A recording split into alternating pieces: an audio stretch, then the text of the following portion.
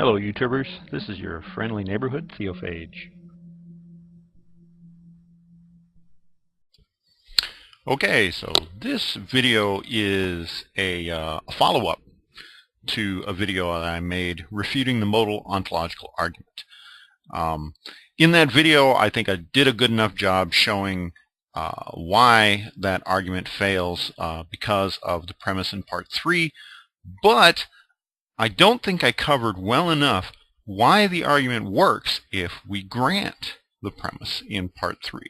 A lot of people have problems with that, specifically because of the use of modal axiom S5 in part 5 of the argument. And I wanted to kind of go over that and use the possible worlds interpretation of modal logic to illustrate it a little bit better, and that's what this video is for. So, why does the argument work? If we grant in part 3 that the maximally great being exists, okay, what the argument does in the definition of the maximally great being is it sets it up so that if this being exists in at least one possible world, that the being exists in all possible worlds because it is a necessary being. So by granting in part 3 that it is possible for such a being to exist, remember, as I discussed in the earlier video, possible in subjunctive possibility means that it is true in at least one possible world. Different from epistemic possibility, which is what we normally use when we say something is possible. So that if a maximally great being does exist, it is true that he exists in a possible world. If that being is necessary, then if it exists in a possible world, then it exists in all possible worlds, and thus it exists in this world. And that's why the argument works. Now, covering modal axiom S5, a lot of people get confused on this. There was a good video on it by YouTuber Fat German Bastard, and I had it actually in my favorites. But I went back to watch it again before I made my video on the ontological argument, and it turns out Fat German Bastard has apparently closed his channel. It's gone. His video's gone. Oh well. But I'll try to explain it at least as well as he did. Okay, axiom S5 says that if it is possibly necessarily true, then it is necessarily true. Okay, now that sounds a little strange to some people. They would say, well, you mean if it's possibly necessary, then it is necessary? That's crazy. If it's possibly necessary, then it's also possibly not necessary. Why would it automatically be necessary? But you have to remember the difference between epistemic possibility and subjunctive possibility. In my last video, I kept calling it modal possibility.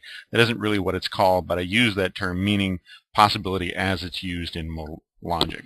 But it's actually subjunctive or metaphysical possibility. Anyway, in subjunctive possibility, what we're saying when something is possible, it means it's true in at least one possible world. And this is contrasted with something which is impossible, which means it's true in no possible worlds. And that's a big difference. And that's why when we grant that premise, it is possible that a maximally great being exists, what we're saying is that it is not impossible. And the way the argument is set up, it's really, there's only two outcomes. Either God is impossible or God is necessary. There's no middle of the road like most things. Like some things, I gave the example of my name. My name is Daniel. However, it's not necessarily Daniel. In another possible world, my parents could have named me something else. That's the way most normal contingent type things are. It could have been this. It might not have been that. But the modal ontological argument is significant because it actually sets it up so that God isn't one of those things where, you know, he might exist in this world but not another world. He either exists in all possible worlds because he is a necessary being, or he cannot exist in any possible worlds because he is an impossible being. Now, going back to axiom S5, I know I ramble a lot in these videos where I don't make scripts, and I'm sorry. But going back to that axiom, there is a video here on YouTube that really confuses what that axiom means and what it shows to be true. And it's about dragons, and I'll include the link in the description bar. But it confuses people because we think if something is possibly necessary, we think in terms of epistemic possibility. It might be necessary, it might not be necessary, it might not be possible for it to be necessary. We just don't know. But in modal logic, if it's possibly necessary, that means that it is true that it is necessary in at least one possible world. But if in that possible world, if it's necessary, then it's true in all possible worlds. So it's like you give them an inch, they take a mile. If it's true in at least one spot, it's true in all possible worlds. And that's why S5 says that if it's possibly necessarily true, then it is necessarily true.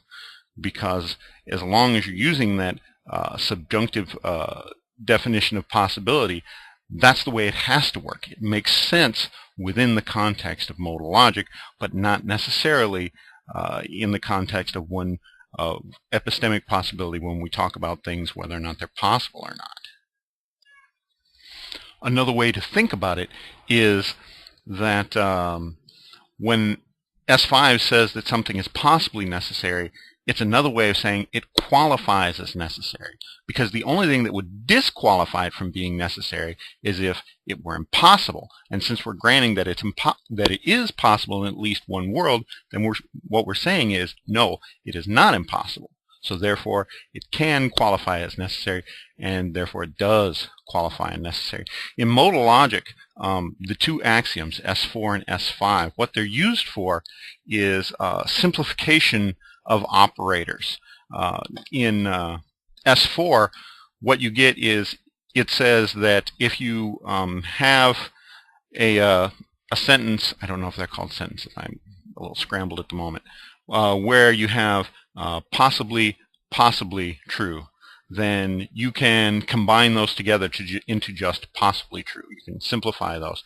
Or if you have necessarily true, you can simplify those down to just one necessarily. That's what axiom S4 does. Axiom S5 is similar. It allows you to simplify, but in this case, it goes from possibly necessary just down to necessary. And like I said, that works in the context of modal logic. There's nothing logically wrong with that idea as long as you understand what it's really talking about. And I hope that I explained that well enough here. It's completely possible that I didn't, and I just wasted I don't know how many minutes doing this, but I hope you get that, understand that a little bit more, and understand the significance of the modal ontological argument a little bit more. It's a good argument. I mean, Flanagan knows his stuff. It's a really good argument, but the premise in 3 is tricky, and it makes you think that it's talking about, oh, it's possible, epistemic possibly, that God exists, but it isn't. It's talking about modal possibly that God exists. And once you grant that, you've given the whole thing away, and there is no reason, at least none that I've been given, to suggest that God is not impossible. But hey, believers, you are welcome to prove to me that God is not impossible. Anyway, thank you and take care.